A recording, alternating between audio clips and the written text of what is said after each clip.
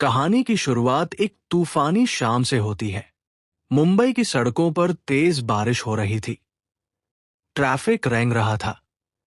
इसी ट्रैफिक के बीच एक चमचमाती मर्सिडीज कार खड़ी थी। कार के अंदर रिया बैठी थी। रिया, जो अब शहर की सबसे बड़ी फैशन डिजाइनर बन चुकी थी। उसके पास दौलत, शोहरत और वो सब कुछ था जिसका सपना हर कोई देखता है। लेकिन उसकी आंखों में एक अजीब सी खालीपन थी। रिया अपने लैपटॉप पर कुछ काम कर रही थी। तभी उसकी नजर कार की खिड़की के बाहर गई। ट्रैफिक सिग्नल लाल था। सड़क के किनारे उस तेज बारिश में एक फल वाला अपने ठेले को प्लास्टिक की पन्नी से ढकने की कोशिश कर रहा था ताकि उसके फल भीग न जाएं। रिया ने बेमन से उसे देखा। वो आदमी भीग चुका था।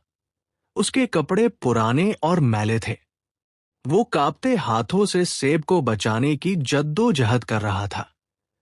अचानक जब बिजली कड़की और रोशनी उस आदमी के चेहरे पर पड़ी, तो रिया के हाथ से लैपटॉप छूटते छूटते बचा। उसका दिल जोर से धड़का। नहीं, ये नहीं हो सकता, रिया ने खुद से कहा। उसने अपनी आंखों को मला। दोबारा देखा। वो वही था, आर्यन, उसका एक्स हस्बैंड। वो आर्यन जो कभी शहर का जाना माना बिजनेसमैन हुआ करता था। वो आर्यन जिसके एक इशारे पर वेटर दौड़कर आते थे। आज वो सड़क पर फल बेच रहा था। रिया ने ड्राइवर से चिल्लाकर कहा, गाड़ी रोको, अभी रोको। ड्राइवर घबरा गया। मैम, यहां ट्रैफिक है, पुलिस। मैंने कहा रोको।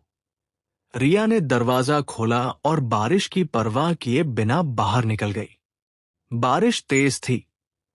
रिया के महंगे सैंडल कीचड़ में सन गए, लेकिन उसे होश नहीं था। वो भागते हुए उस ठेले के पास पहुंची। आर्यन अपनी पीठ करके खड़ा था। भैया, 1 किलो सेब देना। रिया की आवाज कांप रही थी। ये वो लाइन नहीं थी जो वो बोलना चाहती थी, लेकिन उसके मुंह से यही निकला। आर्यन ने बिना पीछे मुड़े कहा, जी मैम, अभी देता हूं। बहुत ताजे हैं, अभी मंडी से। आर्यन ने जैसे ही मुड़कर सेब का थैला आगे बढ़ाया, उसकी नजर सामने खड़ी महिला पर पड़ी। थैला उसके हाथ से छूटकर कीचड़ में गिर गया। सेब बिखर गए। दोनों एक दूसरे को देख रहे थे। बारिश की बूंदों के बीच 2 साल का फासला सिमट आया था। आर्यन की आंखों में शर्मिंदगी थी। वो अपनी फटी हुई शर्ट को छिपाने की कोशिश करने लगा। वो वहां से भागना चाहता था, लेकिन उसके पैर जम गए थे। आर्यन, तुम यहां? रिया की आवाज रुंध गई थी। ये सब क्या है? तुम तो। आर्यन ने नजरें झुका ली।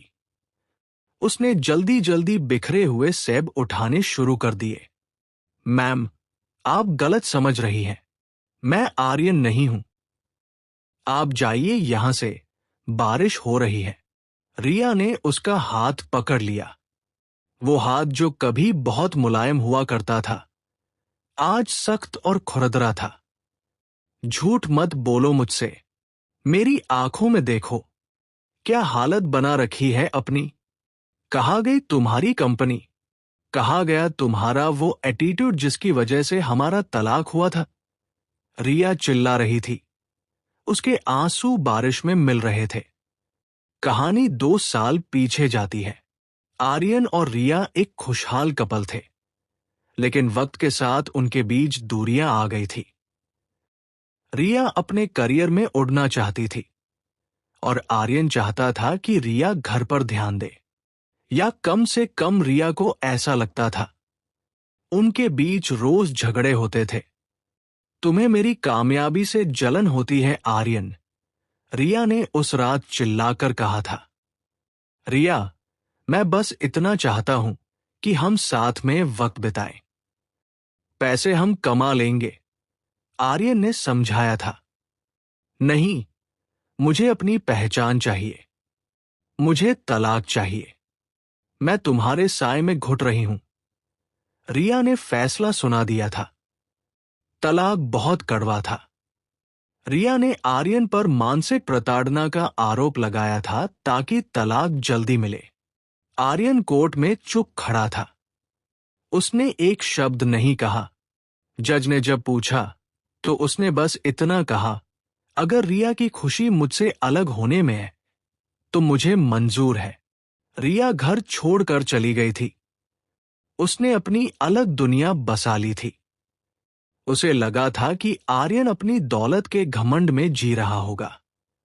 वापस वर्तमान में आर्यन ने अपना हाथ छुड़ाया।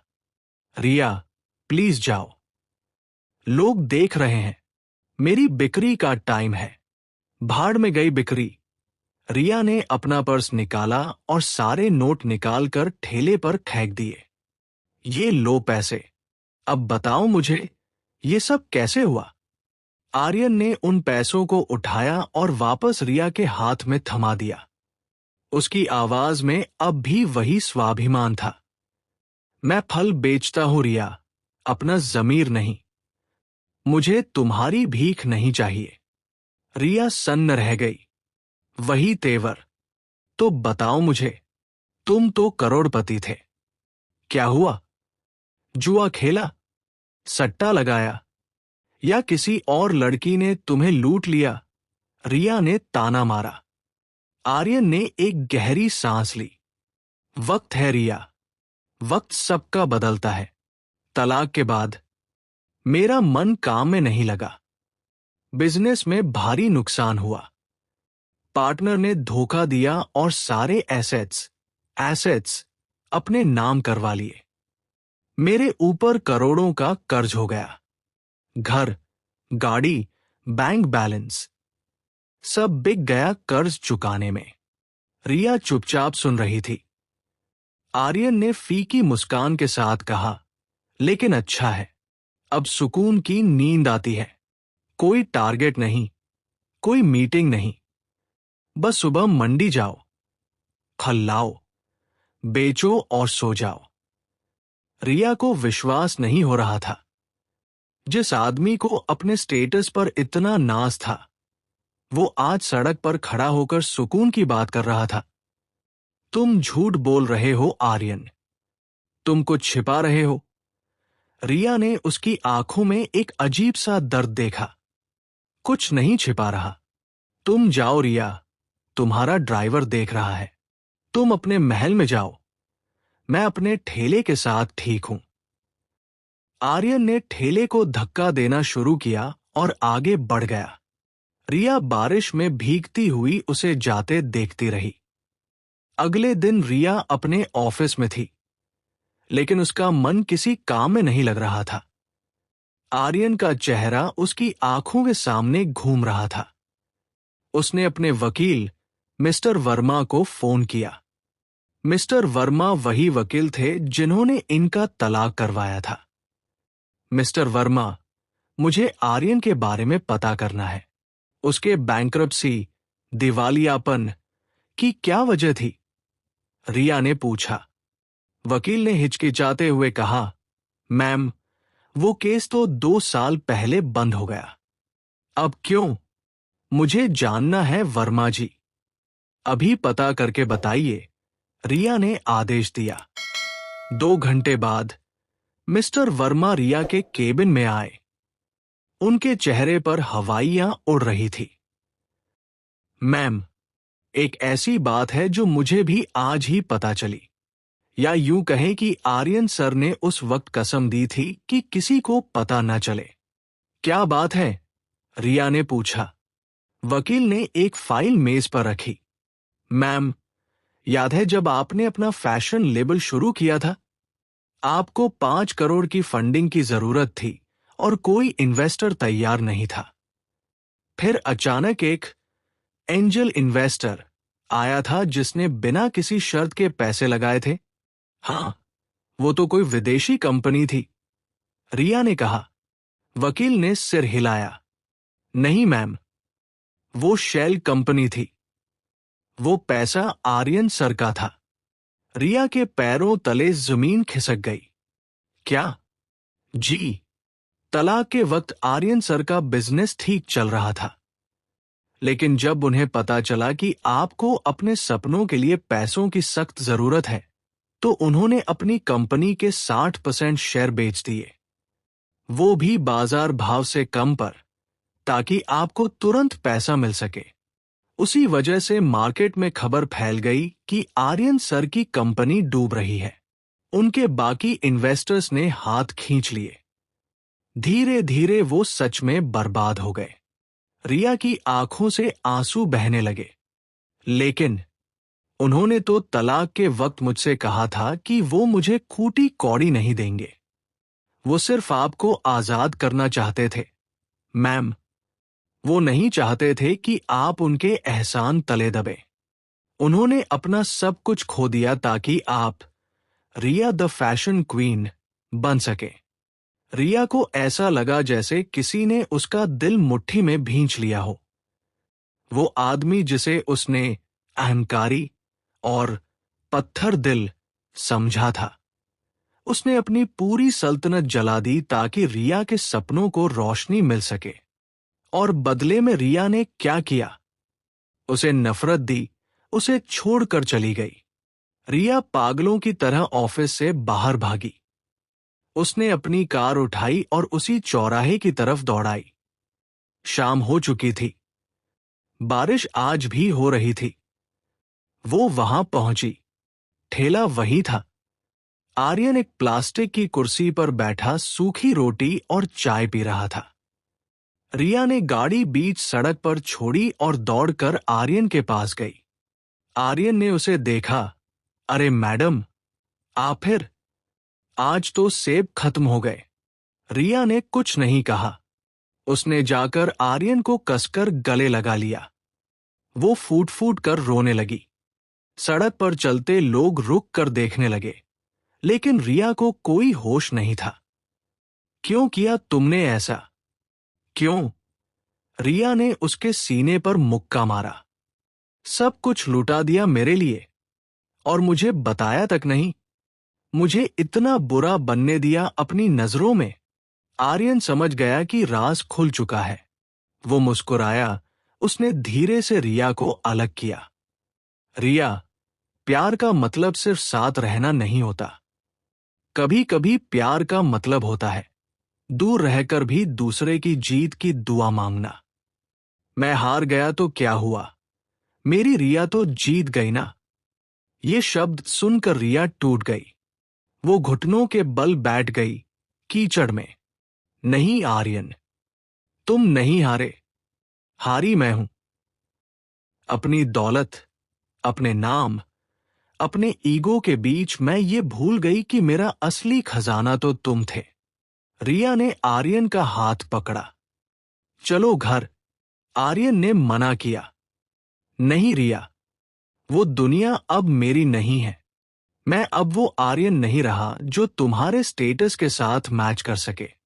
लोग बातें बनाएंगे कि एक फल वाले को। लोग भाड़ में जाएं। रिया चिल्लाई। ये फल वाला मेरा पति है, और मुझे इससे ज्यादा गर्व किसी बात पर नहीं है। अगर तुम नहीं जाओगे तो मैं भी यही रहूंगी, इसी ठेले के पास। मैं भी फल बेचूंगी तुम्हारे साथ।